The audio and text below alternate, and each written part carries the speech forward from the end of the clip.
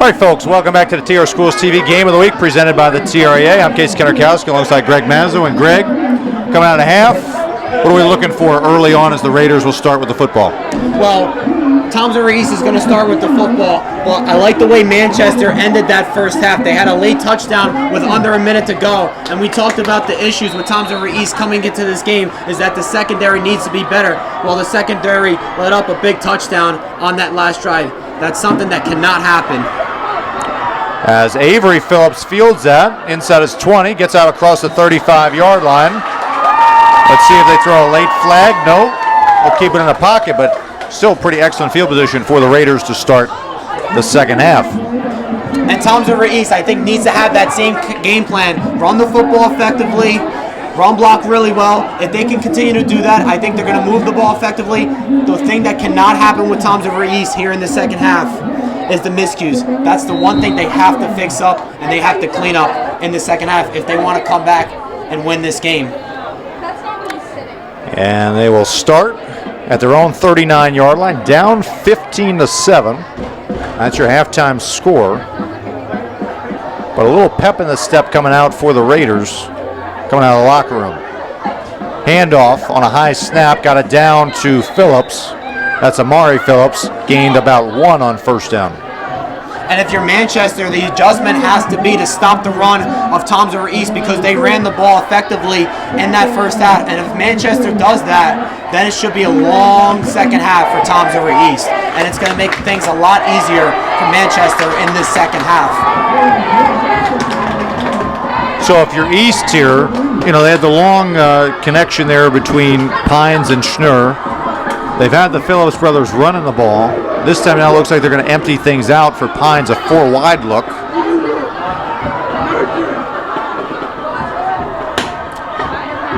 That's how you bring him in motion. And that's a heck of a jet sweep there. That's Schnurr, cross midfield, down in the 40, down near the 30, stays in bounds, almost stayed in bounds. Down at the 33 is where they'll mark him. But a little pop pass there. They tried that on the first play of the game. Didn't work. That time much more successful. And as you saw, Brian Schnurr hopped up in the air after he went out of bounds because he knew if he stayed in bounds, he was going to get a touchdown out of it. So Manchester catches a little break on that play. So the Raiders there with a nice run up to the 33-yard line of Manchester. They were down inside Manchester territory in that first half when probably the momentum swung on that Phillips fumble. Yeah, and like we talked about in the second half, we're going to see what the adjustments are going to look like from both teams. That's going to be a big part in this second half. Well, it looks like a big formation here for the Raiders, looking to run the ball. They get a counter play to Schnurr. Not Schnurr, excuse me, that's counter play to Scala, number 4, and he picks up a Raiders first down. So East getting a little successful with the creativity on offense, leading to results in first downs. That's right, and earlier in the first half, when Joe Scala had that touchdown, it was literally the same exact play or something similar to it. He came off of a little bit of a misdirection, and even after that play, when Joe Scala got that nice run, a little intense there, as Joe Scala got up from that Manchester defender. Yeah, he got up there, first down, 21-yard line. Great way to start the second half for the Raiders. That time Pines able to corral it. Hands it off to Phillips, running for his life. Gets a good gain on first down, considering the fact that that snap was a little bit eerie there for the quarterback, but he handled it well. Hey, whatever it is, you just try to make something out of it, right? Yeah, that time they were fortunate they weren't going on the counter play like the play before. Otherwise, Manchester would have read that perfectly. So Phillips using his speed to make the most out of it, gains 5. And now they'll bring in Nevin Hart from the sideline. And I also think that this is when experience comes into play. Late in the game, second half, Manchester leading. You know Thompson Reese has the edge in experience. We're going to see how that also plays out in the second half as well. We'll see a 3-wide look for the Raiders. Phillips in the backfield and back of Pines. Motions to his left. They throw a little swing pass. That one batted down quickly. No place to go. That was number 11, Matthias Payton, the junior. coming from the defensive end spot, knocking down that swing pass, incomplete. It looked like it was a slow developing play there by Tom's-River East as they were trying to hit Amari Phillips, on that swing pass. And Matthias Payton read that play really well, was able to bat that ball down. You know, he's only 5'10", but that was a heck of a wingspan for a guy 5'10". It's very incredible. I don't know if I could do that, though. All right, here we go. We got a 3rd down and 5. Opening drive for the Raiders here this second half. They've marched down all the way down to the 16-yard line of Manchester. 4 wide receiver set. Counter play to Phillips as he'll make his way up to the 15. That time sniffed out well by the Manchester defensive line. So a short gain there brings up a decision time for Coach Sandberg with a 4th and 4. And we know what Mike Bruno has a good leg that he can kick this, that he can kick really far. But this decision is going to be up to Kyle Sandberg on what he wants to do. This is a big 4th down for both teams right here. So exactly what you're saying there, Greg. Both teams can make a statement early on here in this 3rd quarter. The Raiders can convert it, score a touchdown. They'll get closer to tying it up. If Manchester can make a stop, that'll keep the momentum on their side. 4th and 4. Pines going for the reverse. That time, no place to go as Payton was in there again. Big loss on that play. Never really had a chance on it. As the junior there, Payton, read that perfectly and broke it up early. And right on that play, Tom's-River East ran another misdirection, this time with Nevin Haar. And another good play by Matthias Payton. He has had a strong second half so far on the defensive side of the ball. There he read that misdirection the whole time. And this is something that Tom's-River East has been running about 3, 4, 5 times in this game. So that's 2 times now Tom's-River East has gotten into the red zone and produced no points. And that's something that we talked about before the game, that East needs to do better in this game that they didn't do last week. Now spread set for Manchester as Lund will take the snap. That time a little early on that motion. That might have been Benjamin on that one, moving a little forward on that. So a 5-yard penalty backs them up. But we've been talking all about the running back there, Josh Love, number 5. What impressed you the most in that first half? Because 13 carries, 68 yards. But what was the most impressive part of his stat line? I think that what makes Josh Love so impressive is the fact that he's really, really short as a running back. He's only 5'6", 150, but this kid's got quick moves, and he can get away from any defender. And it's always difficult for a defender that's a lot taller than a kid like Josh Love to tackle because they got to get really low on him. So 1st and 15 now after that penalty.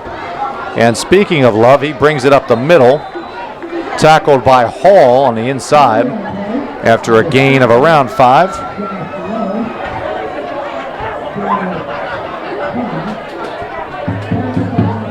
And so, Greg, as we're taking a look around the short conference, a couple big games. The North game going on against Southern, 14-0 Mariners.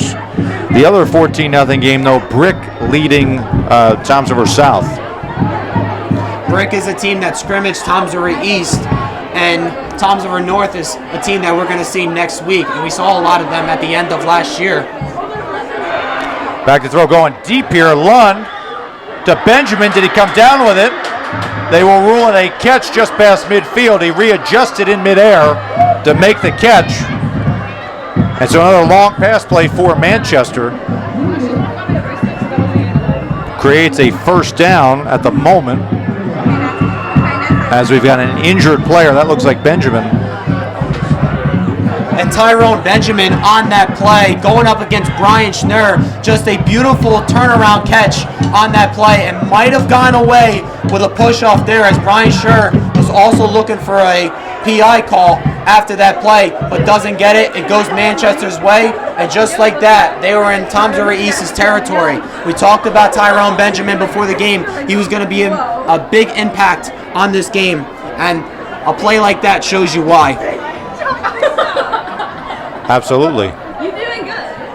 And so you see the player on the other side of the field, Benjamin, still down on the turf. That'll give us a little bit more time here to talk about some of those other scores. Manalapan up 7-0 on Middletown South. We had Donovan Catholic was up 14-0 on Rumson as well. And then you were really big into Ocean. Ocean up 14-6 over Neptune. We're going to see them in a couple weeks against South Missouri South. You think they're going to have a pretty good season? Yeah, I do. And they were 2-8 last year with a really young team. And the key guy on that team is Tyler Douglas, who came into the season as the best quarterback in the Shore Conference. We're going to see him in a couple weeks against Toms River South. Ocean is a team to watch out for in the Shore Conference. And like you said, we're going to see them in a couple weeks. As we see Benjamin got up, that's good to see on the other side. After the long conversion there on the pass play, it'll be 1st and 10 Hawks at the Raiders' 48-yard line. You got one-on-one with Sarah Mara and Hart. You're right here on the bottom of your screen as a handoff to Love up the middle. This time no place to go. May have lost half a yard there. The interior of that Raiders defense has done about as good a job as you can containing Love tonight. Yeah, I feel like they have, because you're not going to be able to neutralize Josh Love where he's not going to do anything the whole game. This kid is going to break off with some nice runs because he is just too talented of a player to have a game where he is just no impact. He's going to have some type of impact on the game. And I got to give credit to Toms River East because they've done a good job of not having Josh Love break off one of those big runs where he has gone for a big score. Absolutely. 2nd down and 10 for the Hawks. As Goins goes in motion, now lined up in the slot top side of your screen. Comes back in motion across the formation. Handoff, Castleton, no place to go. Picks up maybe 1.5. And now the Raiders have set up a nice opportunity on defense for him, a 3rd and long for the Hawks. And this is a big play right here coming up for Toms River East. You need to find a way to get off the field, whether it's on 3rd down or it's on 4th down, because it's a 1-score game. You do not want to let this game get to a 2-score game where it's midway through the 3rd quarter. And if you're Toms River East, you're a running football team. Is this team really built to come back into games like this late in the game? We see it early on in the game, but we're talking about late in the game. Can they do that? That's getting late earlier as we're now inside of 5 minutes remaining in the 3rd quarter. Getting late early, as Yogi Berra would say. Yeah. See a fork in the road, take both ways. Yeah. Back to throw. Lund, U-Shock in the grasp. The official blew it dead as Rome almost had an interception. U-Shock there to wrap him up. They're going to rule that he was in the grasp of number 50, Ryan U-Shock. And so the boos you're hearing on your telecast from Raider Nation, do you think it was a little too quick on that one, or was it the right call? I can't. It's really hard to tell because, when the guy is loved like that, if I'm the referee, I think I'm calling that a pick 6, and that's going the other way.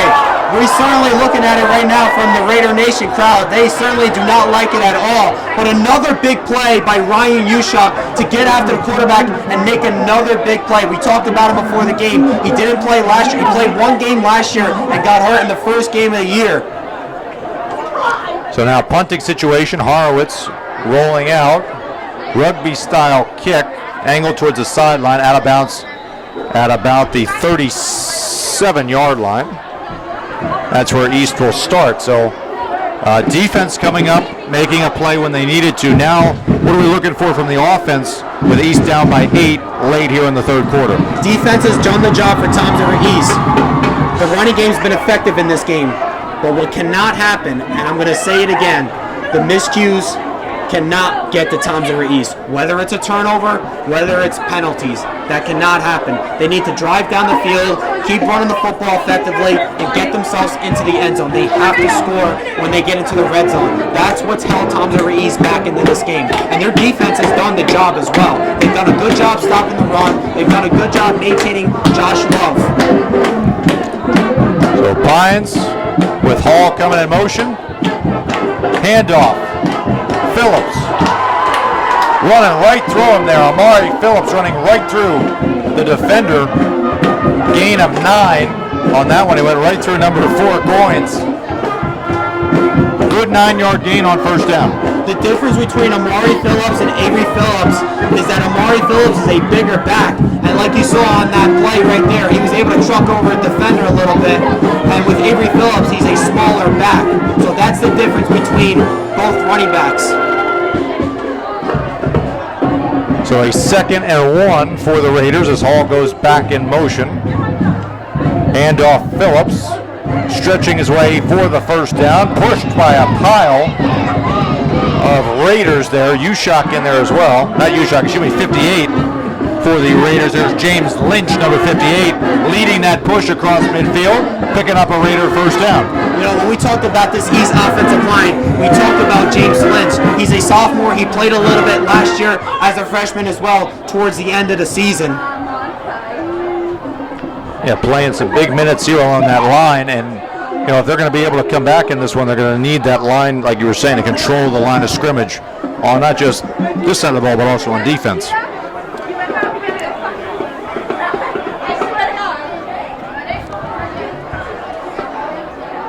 So here we go, 1st and 10 Raiders at the Manchester 47-yard line. Pines takes a snap, handoff, blown dead at the start, a false start against Toms River East. Looks like a little too quick there by Toms River East.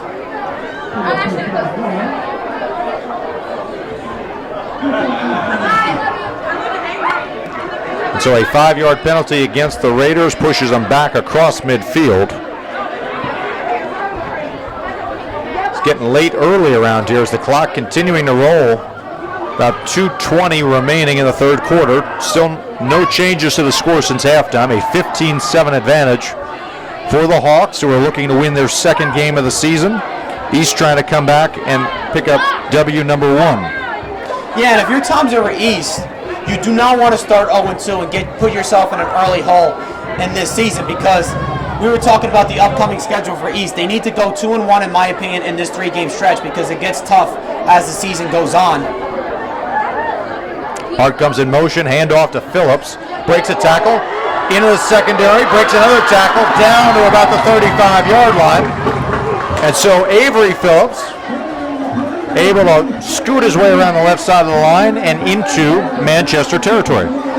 A big nice run there by Toms River East, and right there you see Avery Phillips, the sophomore, just showing why he's so elusive and why he is very good and why he plays at this varsity level, because if there's going to be a lot of running backs in the short conference, you're going to see running backs that are quick, you're going to see running backs that have the ability to make quick moves, and that's why Avery Phillips is a sophomore playing varsity.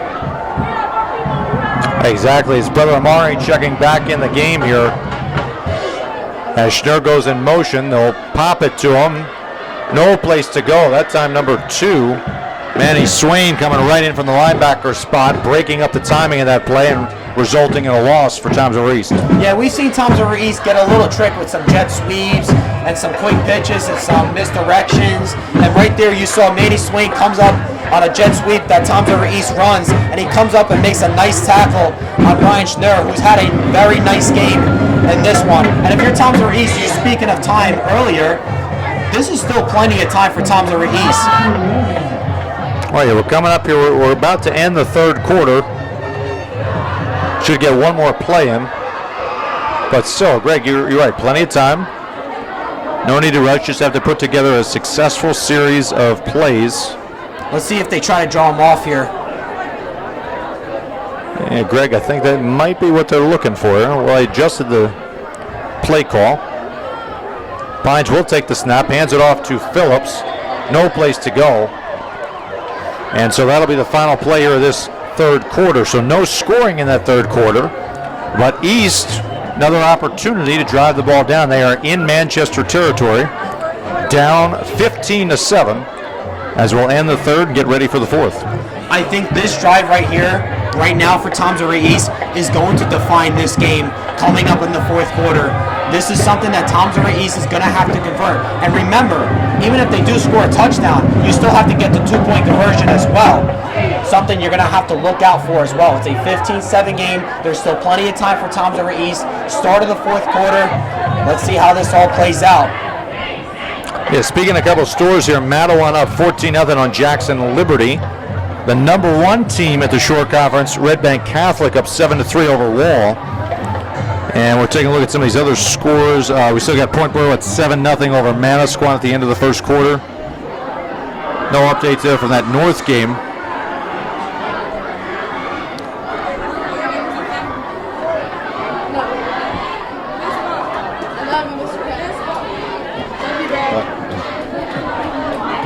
Actually, we do have an update. 21-0 Toms River North in the second quarter against Southern. And Southern, we know Chuck Donahue always has tough teams. That's right. And speaking of Chuck Donahue, earlier in the summer when I was thinking about games we were probably going to do, I thought that was a game we would probably do together, Toms River North and Southern. And Chuck Donahue has coached that program for a long, long time, and he has done that successfully for years because Southern's always been a program to bring in good athletes and be well coached, whether it's football or basketball, baseball, any sport. They always have it here. First play of this fourth quarter. Scala on the counter. Trey, he's in the clear. 30, inside the 20. Gets to the edge, down inside the 15-yard line. So excitement to start this fourth quarter for the East offensive attack. That's right, and he got a great block there by Colin Casuelio, which really set up Joe Scala to get into Toms River East's territory right there. Because once he got right by him, then that's what really set up Joe Scala to have that big run. So Raider Nation, the cheerleaders, the band playing now, as East is set up again in the red zone. They've had trouble tonight converting here, but let's see if this drive a little different. This is where Toms River East has had trouble all night long, and even last week against Toms River South. The inability to score in the red zone. Let's see if they convert right here.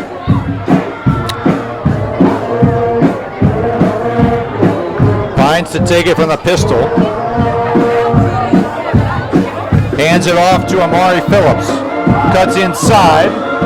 Solid gain on first down, taken down by a couple of Hawks defenders, including number 8, Eli Castleton. But a solid gain of 5 or so on first down.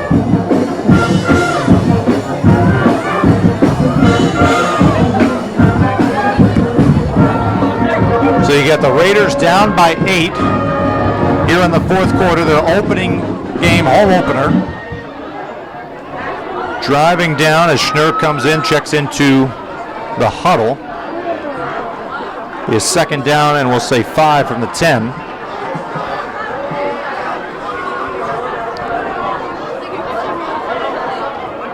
Binds in the backfield with Amari Phillips. Handoff, Phillips, left side. Much more successful. Did he get there? The official slipped. They will call a touchdown. So a little delayed call there as the official had a little bit of a slip. But nonetheless, Amari Phillips rambles in from 10 yards out. Makes it a 2-point ball game. And just like that, like we were talking about before, Toms River East needs to score in the red zone, and they do just that. And who do they go to? Their main guy on offense, or one of their main guys, Amari Phillips. He punches into the red zone, and now it's a 2-point game. As Toms River East is going to go for 2 on this one. Well, let's take a look at it. They end up, Greg, they end up overruling the side judge, and they're going to mark it literally about the 1-foot line, maybe. I don't know. Let's see. No, now they're moving it back. Okay, that's good. They did put it up, so it is a touchdown. I don't know if they want to mark it with a 1-foot line. That'd be insane. Yeah, I saw the one referee signal a touchdown, so it had to be a touchdown. There's no replay reviews in high school football. No, they just forgot to move the ball on that. Yeah. Here we go. 2-point conversion, trying to tie it at 15. Pines drops the snap. Can he get in there? He's going to push his way, and he will be short. So Toms River East gets a touchdown. They can't get the 2-point conversion, and so with a little over 10 minutes remaining in the game, Manchester will maintain a 15-13 lead. Almost a similar game that we think that Toms River East is going to play all season like they did last week against Toms River South. And we were talking about 2019 Toms River East, that season where they went 9-2. And if you're 9-2, I don't care what anybody has to say. If you're 9-2, you're a good football team. It doesn't matter who you're playing. But that season, Toms River East won a lot of close one-score possession games that year. And the way I look at Toms River East this year is that if they're going to win games this year in a weaker division, they're going to have to win games like right now. Yes, pivotal moment, and really what it comes down to, Greg, is that the defense has to make another stop. They did it on the last drive. Got the ball back to the offense. The offense went down, sustained the drive, punched it in. Didn't get a two-point conversion, but still were able to put points on the board. And I think if you're Manchester, you're kind of waiting for that big run from Josh Love. But can it come at this time in the fourth quarter? If you're Toms River East, you do not want that to happen. You want to find a way to get the ball back on offense and give yourself a chance to score.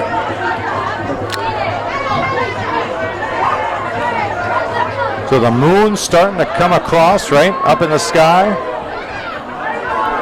Raider Nation back in the game. The Raiders have a sense like the momentum is on their side. Let's see what the answer is from the Hawks.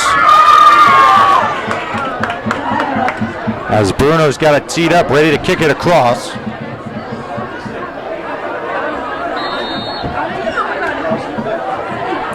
He will kick it up. It's a nice kick. Fair catch called for at about the 47-yard line by number 13, Dom Rakis. Yeah, the smart play there by Don Rakis, who's a sophomore.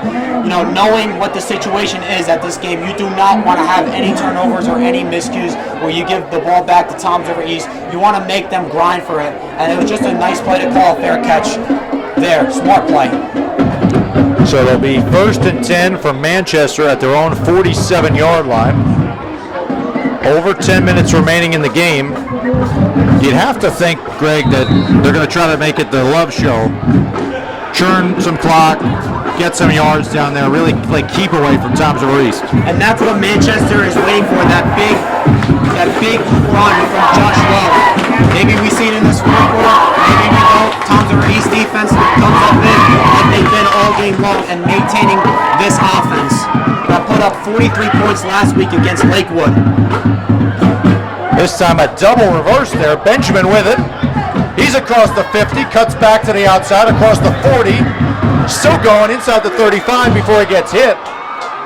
So a little bit of a trickeration play there coming out on the first play of the possession. Leads to the double reverse. Benjamin, the speedster, gets up to the 35-yard line. Tommy Farrell coming out with a little trickery as we got an injury on the field. Coming out with a little trickery, with a little double reverse, going to Tyrone Benjamin, and where he gets a good couple blocks ahead of him, and he's able to pick himself up a first down going into Toms River East's territory. And if you're Manchester, what you want to do is give East no chance to win this game. You want to bury this team into the ground where they have no chance of coming back and put them to sleep.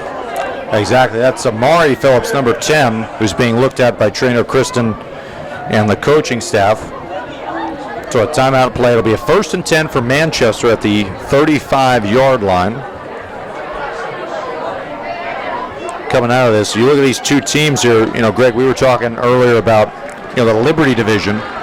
As we see Phillips coming across, this is a pivotal game because now you're starting to hit that stretch of these divisional games. That's right, and we talk about how crucial this division is, you know, showing how good you are going up against these teams, and especially for the playoffs down the stretch of the season. And if you ask me who I think this division, who I think this division is going to go to at the end of the year, my answer to that is going to be it's wide open. That means it's there for anybody to take this division. Yeah, a lot of new coaches, a lot of new faces. So it could really be anybody's ball game, you're right. As we get a 1st and 10, 35-yard line. Handoff up the middle. That's Love up to the 31-yard line. And so he picks up 4 on first down. Believe it or not, it's just his 3rd carry of this second half. He's up to 76 yards unofficially on 16 carries for the night. And I think if you're Manchester, I think they're going to continue to run the football and try to pound Toms River East on this drive. Not only because it's their strength of their offense, but it's to keep the clock moving. Exactly what we're talking about here. Inside of 10 minutes. Second down and 6 for the Hawks. Handoff Love. He's got plenty of room there to the right side. Let's see how close he'll be to a first down. All depends upon the spot. And I believe they will mark him for the first down. Looks like that was really close, but like you said, they're probably going to mark him for a first down. Looks like it's right at the marker, too. And yet it is a first down, like you said. And that's what you want to do if you're Manchester. You want to keep moving the chains. You want to keep owning the time of possession and make East's defense tired and keep on wearing them down.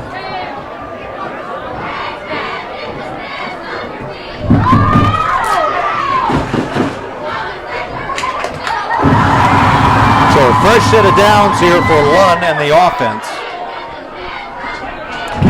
From the 25-yard line of the Raiders. Handoff Love. Stopped up, but he still somehow was able to get towards the sideline. Pushed back by Schnurr, and then Phillips and company came in to wrap him up. No gain. Yeah, nice stop there by Toms River East, and it looked like number 33, Alexander Hall, was trying to tackle him from his back feet, and that's what kind of slowed down the runner there. And just like that, Manchester picks up no gain. Good stop right there by Toms River East on first down. So now if you're Toms River East, you have to try to stop them here, limit the damage to maybe a field goal attempt, maybe. But if you're Manchester, you know, you're looking to try to ice this one with a touchdown. At the very least, if you're Toms River East, you want to hold Manchester to a field goal. Pretty consistent formation. Blocking back, Love in the backfield alongside Lund. Blocking back goes in motion to the left side. Handoff going that way. Love not really being touched until he gets a couple yards downfield across the 20 to about the 19. So it'll be a gain of 7. Sets up a third and very manageable 4. All these downs matter right now. First and second downs matter, but no downs matter more than third down and fourth down. This is where Toms River East's defense needs to come up big. And this is where they've been coming up big all night. Let's see if they can do it again here. You think Coach Farrell goes for it if he's short on this one? You know, I don't really know what's going through his mind right now, but hey, he went for it on fourth down into his own territory early on in the game. So I think anything can happen, right? You get a lot of risk when you're 27 years old, right? Yeah, I mean, it's almost like, hey, even if it's not this year, I still got 20, 30, 40 years ahead of me. There we go. Let's see. Third down at 4. Handoff. Love. Got him. Williams there with a tackle. He grabbed his jersey. Didn't allow him out of his grasp. Only a gain of 1. So MJ Williams, who was hurt earlier in the game, comes back here, makes a huge tackle to limit the damage. You know what I think? I think Manchester should go for this on fourth down because you almost look like what you have on. You almost look at it this way: whatever the opposing team has, and right now Manchester has had a struggle stopping the run. So I think if you're Manchester, you want to bury Toms River East and not give them a chance to drive down the field. You want to give yourself a shot to try to at least go up 2 possessions. Just past the 6-minute mark here in the fourth quarter. A pivotal fourth down and 3 for Manchester. And we'll get a timeout as Coach Farrell and company will decide to talk things over. Run game coordinator is Jeff Brown and the pass game coordinator Gerald O'Donnell for the Hawks. So they will discuss some things here and try to devise, I guess, their best fourth down play here. I think that's what they're going to do, and it's going to be a big fourth down for both of these teams. If you're Manchester, you want to bury Toms River East, and if you're Toms River East, you're looking for another big stop like you've had all night and give your offense a chance to drive down the field and possibly go for a game winner. And you know Toms River East is going to love having a game winner this week after the heartbreaking loss that they had last week. Absolutely. A couple scoring updates around the shore. Mattawa up 14-0 over Jackson Liberty at the half. Barnegat up 7-0 over Pinelands at the half. We got Donovan and Rumson. Donovan right now so far, the Griffins up 21-0 at the half. Rumson's had a tough start to their season. You play North, then you play Donovan. 2 Pop 5 schools. Borough up there on Manasquan 20-6. Ocean up big on Neptune 30-6. And Brick, the Dragons, up 21-0 on South. Interesting games right there. Interesting games. Pinelands is a team that Toms River East is playing next week. Here we go. 4th down and 3. Handoff to Love. Cuts inside to get the first down. He got just enough. He needed 3, and I think he got 4. So Love, with his 21st carry of the night, 93 yards, none more important than that 4-yard run. And that's why you put the ball in your best player's hand on 4th down, like a play like that, because you know Josh Love is going to come up big and plays like that. So a fresh set of downs. The clock continues to roll here. About 5:15 remaining in this one. And if you're Toms River East, you just have to find a way to keep Manchester out of the end zone. To keep him out of the end zone, you have to start punching at that football too. As they have all 3 timeouts, many Toms River East left. There's not much time left to go in this game. Under 5 minutes now. As Lund takes the snap, hands it off to Love. And that time, no place to go. That time, Toms River East over at Brush and company there as Joe Rome taking the ball. He felt like he had gotten the ball out of his hand. Manchester player down on the field. As that is not good. That's Love on the ground there, number 5.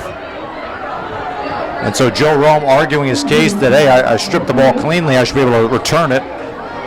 What do you think? They've had a couple of those in this game. Remember the play earlier in the game where it was a forward pass and we thought that ball was going to be picked off by Joe Rome, but they didn't call it because they already called the quarterback down on the sack by Ryan Ushak. Something I didn't mention early on in this game. Toms River East's first 3 games of the season. Toms River South, Manchester, which is right now, and Pinelands next week. All first-year head coaches. All first-year coaches. They're very talented, but like you were saying, sometimes that experience can make the difference. We'll see how Coach Farrell handles this game down the stretch, coming up on the 4-minute mark. As we get a sub in at running back after the injury to Love.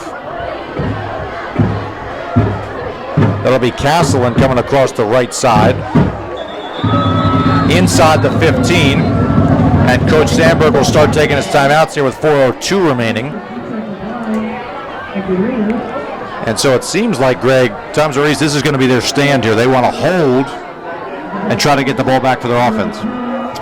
And that's why I think Kyle Sandberg is starting to use his timeouts right now, just to give enough time for his offense, if he gets the ball back, 1 possession game, where it is right now, to give the offense a chance to drive down the field and try to get a big score.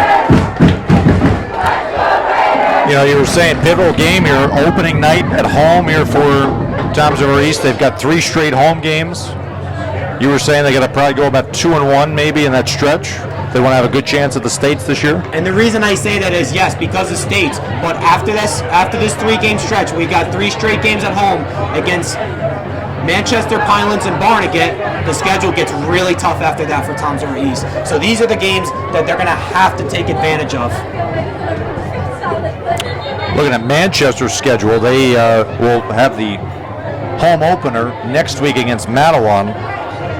And then they play Jackson Liberty at home, and then a tough game against Manasquan also at home as well. So both these clubs here, tough schedules coming down the stretch. No doubt, no doubt. And this is why this is a big game for both of these teams, as we said before the game started. Okay, 3rd down and 8 for Manchester. Love back in. They fake it to him. They go to the end zone. That one too high for Benjamin. Incomplete. Schnurr on the coverage. covered it well. Ball was a little high. And so it'll be 4th down and 8 for Manchester. Decision time for Coach Farrell. Does he kick it or is he going to go for it? This is interesting because the worst case scenario right here for Manchester, if you don't convert, Toms River East is going to have their ball inside the 15-yard line with about under 4 minutes left to go. But if you convert, then you take it. Offense staying out on the field. It'll be Love in the backfield alongside Lund. 4 wide receiver set. Snap, back to throw, looking to his right, trying the same play again, and this time it works. No, it doesn't. He had it, then he dropped it. Let's see. I think they threw a flag. Yes, they did. A flag as well there, so Benjamin had it for a second, then he dropped it in the end zone. Flag also thrown, as Greg was saying. Flag was thrown before the snap as well.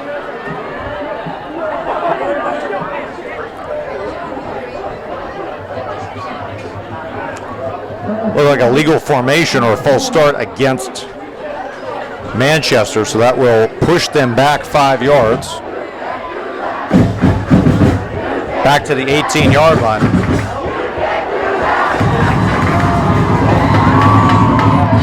But still, on that play, they went right after, it looks like it was Brian Schnurr as well, and this is where the secondary needs to come up big for Toms River East.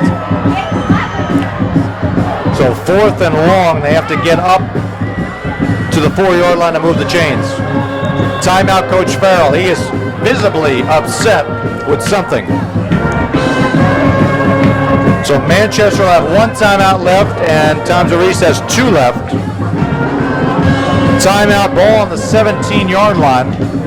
Inside of 4 minutes remaining, a 2-point lead for Manchester, but a 4th and long coming up for the Hawks offense. And the reason why I said the secondary needs to come up big is because I think this is a play where Coach Farrell has in mind that they're going to go towards the end zone to one of his big playmakers, and the main guy on that playmaker for their offense is Tyrone Benjamin, who we've called numerous times in this game. Yeah, I mean, they tried basically back-to-back plays there, the same exact play on that slam. And it was too high the first time on the throw. The second one was perfectly thrown and dropped by Benjamin in the end zone. So we'll have to see if they go back to it on this one. Yeah, and if you look at last week's game against Toms River South, Nevin Hart got beat on that route, which put Toms River South into Toms River East's territory to win that game. So if you're Toms River East and you're Kyle Sandberg, the one thing you do not want hurting you is your secondary, because that's what happened last week. Your secondary got hurt on that last play of the game where Toms River South won the game. And if you're Kyle Sandberg, you do not want your secondary beating you again in this game. You have to come up with a big stop on this play right here and give your offense a chance to score. So a spread look from Manchester. It'll be Love in the backfield alongside Lund. Benjamin split to the top side of your screen. Schnurr on him. Snap. Back to throw. Looking left this time. Going for the end zone. Jump ball. Incomplete. And the East defense does its job. They create a turnover on downs, and the East offense will now have an opportunity to go down and try to get the game-winning score. That's right, and that's what we were talking about with Toms River East. They need to come up with a big stop on defense, and it has to be the secondary, because Coach Farrell had a play in mind where he was going to go towards the end zone, which he does. Toms River East secondary comes up big when they need to most and gives their offense a chance to drive down the field for a potential game winner. So 3:46 remaining in this one, a 2-point game. Last week was a 1-possession game that we covered here on TRSTV. This one has a feeling like it will come down to the final possession. Question is, will it be the Manchester defense that makes the stand, or the Raiders that atoned for last week with a big comeback here?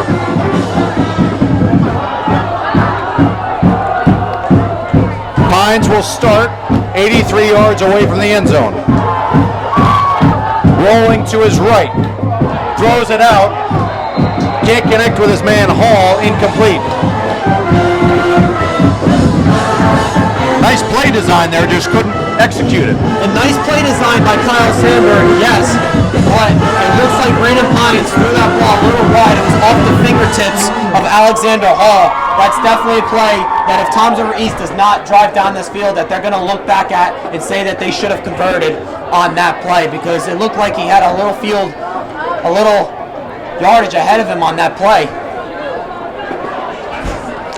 Couple subs in and out here for Toms River East, as Cummings comes in, number 86, the sophomore wide receiver. 3 wide look. Pines high snap, has to eat it, and what a poorly timed exchange there between the center and the quarterback, as that'll go in the wrong direction. A loss of 5 on that play. And right there, that's just Toms River East beating themselves. There's been a numerous of bad snaps in this game, and that's something that's hurt Toms River East, and the miscues continue for Toms River East. That one goes all the way back to the 12-yard line, so it'll be 3rd down and 15 coming out of this timeout, as Coach Sandberg had to burn his second one, so now just 1 timeout in your pocket. Got to get this 3rd and 15. What do you think some of the keys are in terms of play calling? Where are they going to go? 3rd and 15, we saw the first 2 drives, the first 2 plays of this drive, Kyle Sandberg looking like he wants to throw the ball. And the one play, they just couldn't execute, and the second play was a bad snap. So if you're looking at this drive, I think it's 4 down territory, and it does look like Kyle Sandberg is going to want to throw the ball down the field. And remember too, Toms River East has 1 timeout left. So even if you don't feel like this is 4 down territory, you can still punt the ball and rely on your defense to try to get you a big stop. But I do think this is 4 down territory. Looks like Scala and Cummings, Hart, some of the wide receivers. Keeper Pines up the middle. He's pushing his way across the 15-yard line, gets back to almost the original line of scrimmage. It'll bring a 4th down and 10 for the Raiders.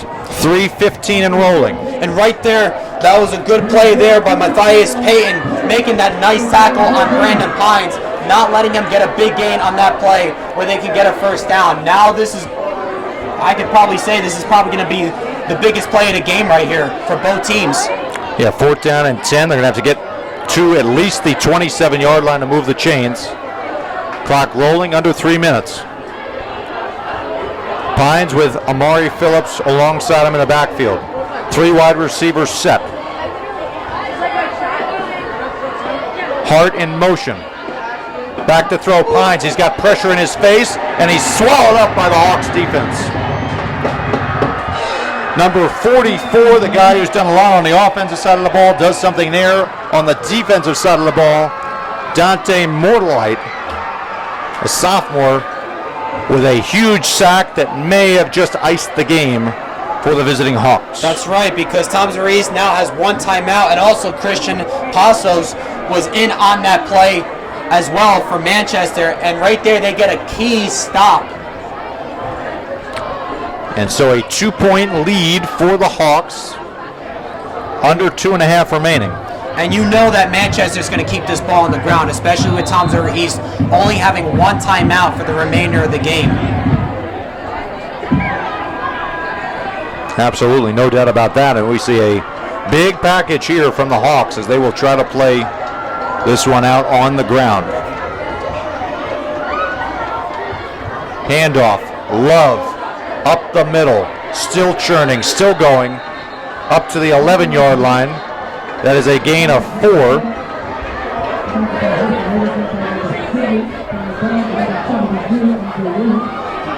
This is a scenario that you've seen in football before. If you're Toms River East, I actually thought about this for a second, but you realize you can't do it. Let whoever score on offense so that you could give your offense a chance to score, where if you let the Hawks score, it gives Toms River East a chance. But you got to realize, though, if they score here, it could be a 2-possession game. depending on the extra point. Where if you give your offense a chance, that means you have no more timeouts, so you just let the other team score and get the ball back. Here we go. Love goes over the 100-yard mark with that run up to the 2-yard line as the clock will stop momentarily. That one unofficially puts him at 106 yards on the night, so a second straight 100-yard rushing output for Love, who's the star player on this team. Here's the credit that Toms River East gets. They did not let Josh Love get any legitimate big runs in this game. It was all short game runs, but still another big game for Josh Love. He showed it wide last week against Lakewood, and he's going to be one of those players to look out for this year when any team goes up against Manchester. Here we go, 1st and goal from the 3.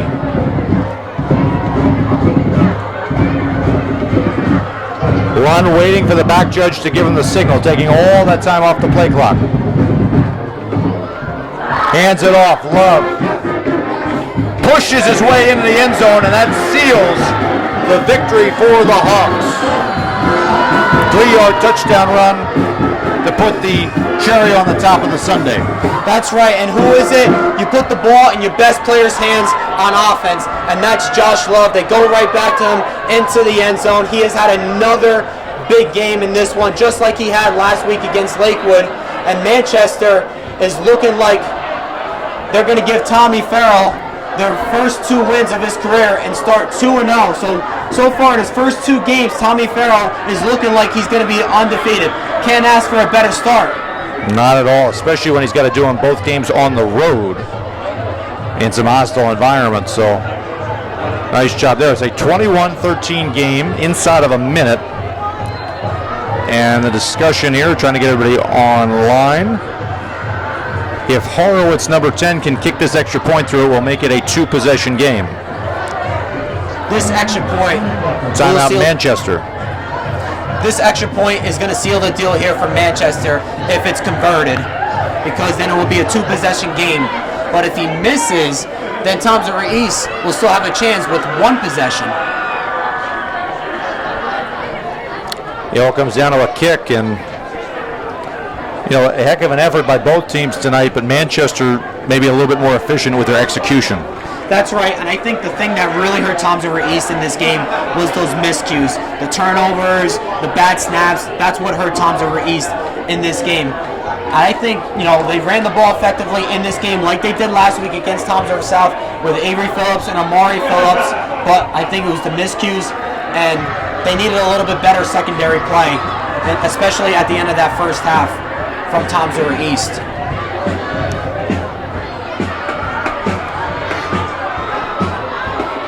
And so we will see what they come out with. They were going to kick it on the first one. Looks like Horowitz will kick.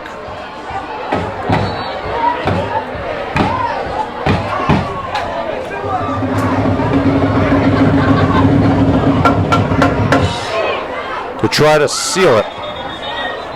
That time East a little quick on that one.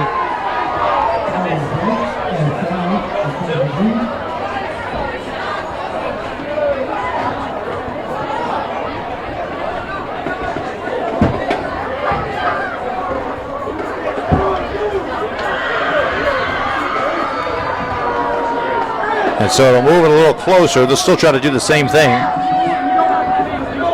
Get it to a potentially 22-13 game.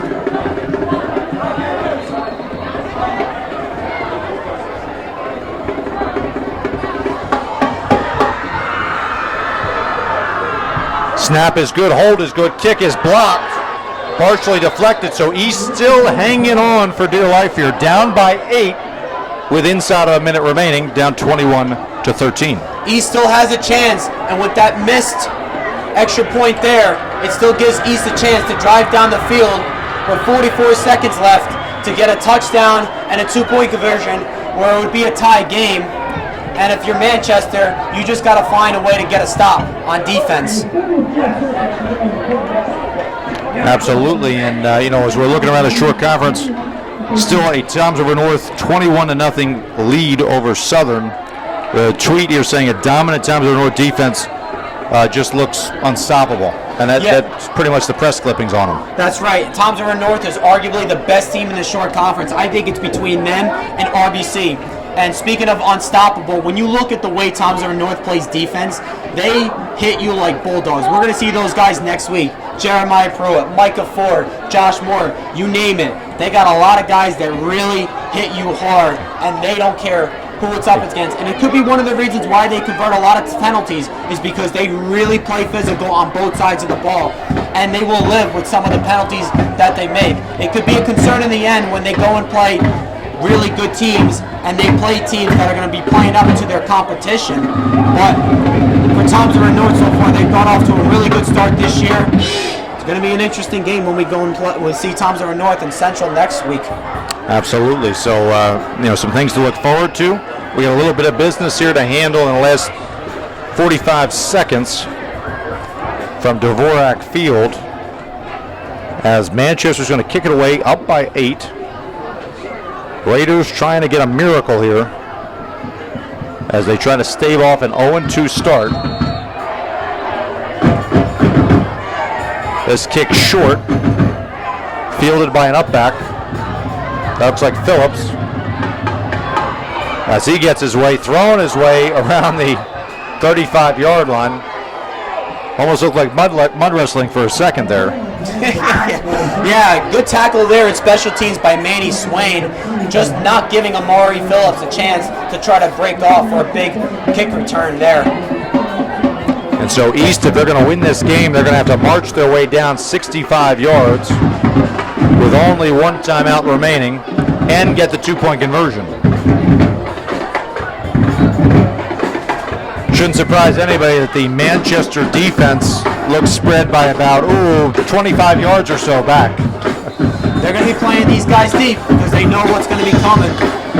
Especially, we talk about late game situations. This is something that I bet both teams have been practicing a lot. Games like this, one possession games, close games, under 2 minutes.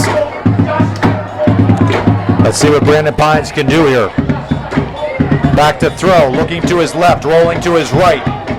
Throwing it downfield, can't convert. That looked like that was Consuelo. Incomplete, tried to make a tiptoe catch along the sideline on a comeback route. But the pass falls incomplete. It'll bring up a 2nd and 10. I think if you're Toms River East, what I would like to do is try to get a little trickery.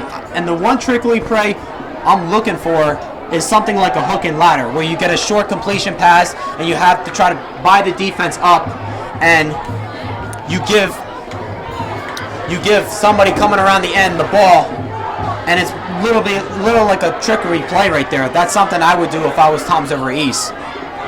Let's see if they listen to you, Greg. They're going to go with a standard pass out to the left side. That one is caught by Cummings.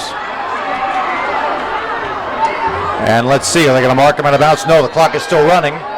And East is going to have to take their final timeout of the ball game. So he was stopped short of the end line. And so it'll be a timeout, Toms River East, on a 3rd and 1 coming out of this one. And if you're Manchester, you just want to keep Toms River East in bounds. That was a good tackle right there to keep them out of bounds. And if you're Manchester, you want to take away the sidelines and just force everything underneath. Exactly right. Keep everything in front of you. That's right. Reminded of a time, I don't know if you remember this game, but when Peyton Manning was in Denver, the year that the Ravens won the Super Bowl, remember that long pass play that Flacco had? Yes, that's right. Double overtime game. And they made a terrible mistake. You got to keep those wide receivers in front of you. You can deal with a big gain, but you can't deal with the long one. So, and it's always tough when you have to go into Denver and play Peyton Manning. No doubt about it.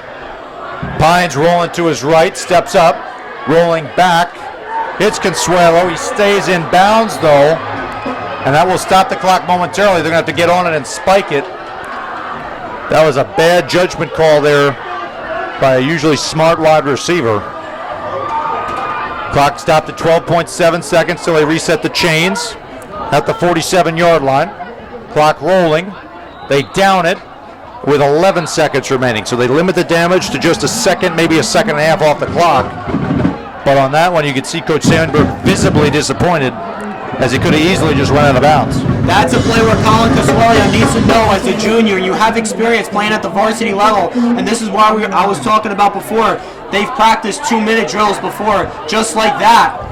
Colin Casuelia needs to go out of bounds there. Not a smart play by him to try to stay in bounds and make a play out of it. You have to go out of bounds, especially when there's a defender right in front of you. Just not a smart play. And so 11 seconds remaining, a 2nd and 10 from the Manchester 47. Pines rolling right, throwing right, incomplete. He was looking for Scala, but it was broken up by number 56, Calvin Spicer. And so it's a 3rd and 10, 6 seconds left. Could be the final play on this.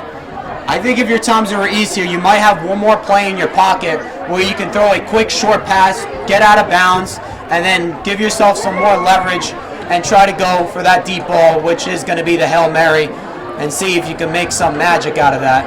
Tell you what, they might be preparing for that, Greg, because they've taken out Scala and they put in number 5, Talon Davis, a senior wide receiver. Hasn't played a lot this season, but he is a much taller guy. And that's a smart move right there by Kyle Sandberg, putting in the taller guy that is Talon Davis. And so East down to a prayer.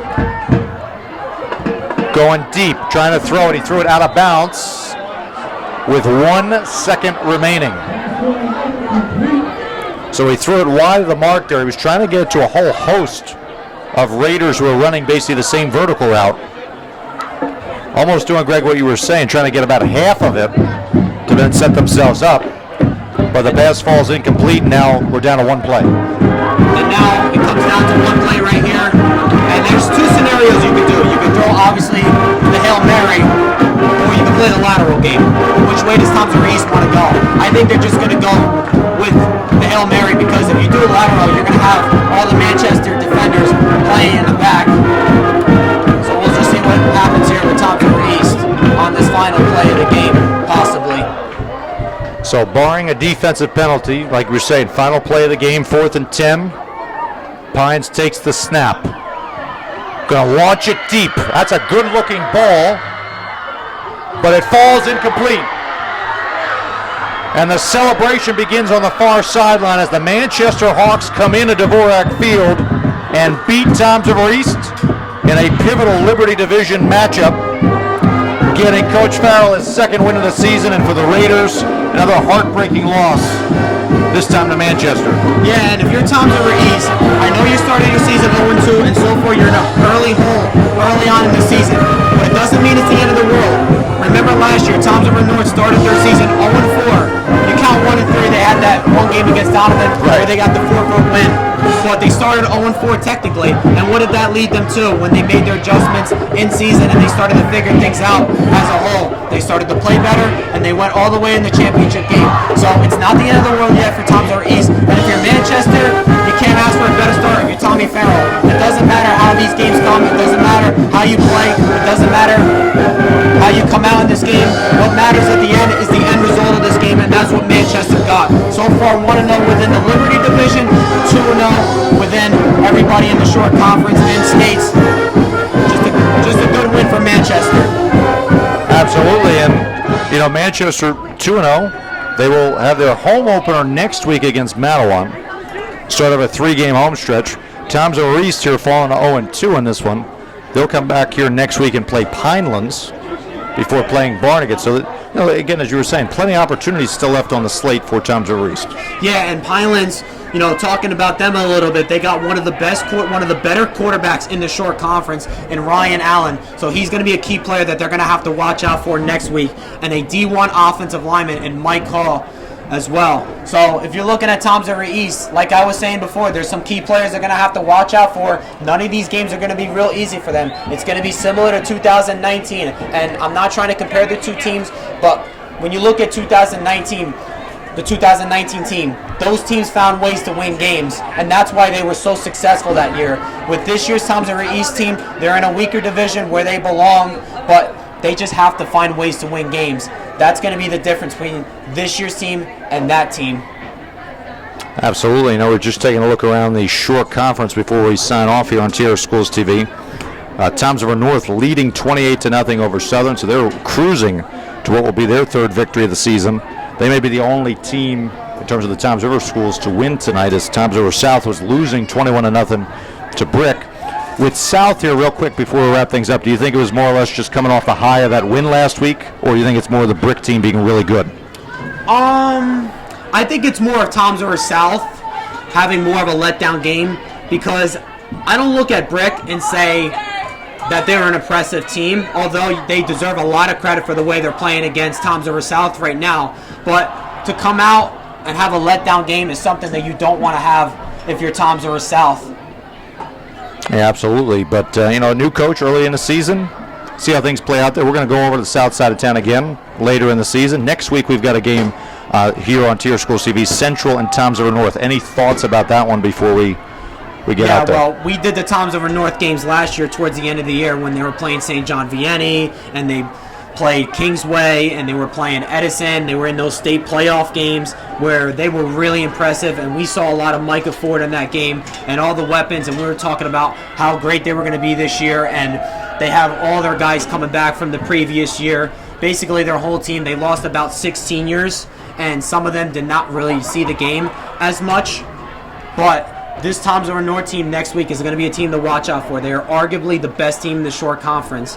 And next week, going up against a team like Central. Central is a team that was in one of the weaker divisions last year. They started off the season 6-4, and then once they played a tougher schedule, then they really started to struggle. But the one key guy to look out for on Central Regional High School is Chase Gumbrett. He is one of the better running backs in the Shore Conference. So I think it's going to be a good duel of a matchup between Toms River North and Central Regional next week. That should be a real fun one to watch.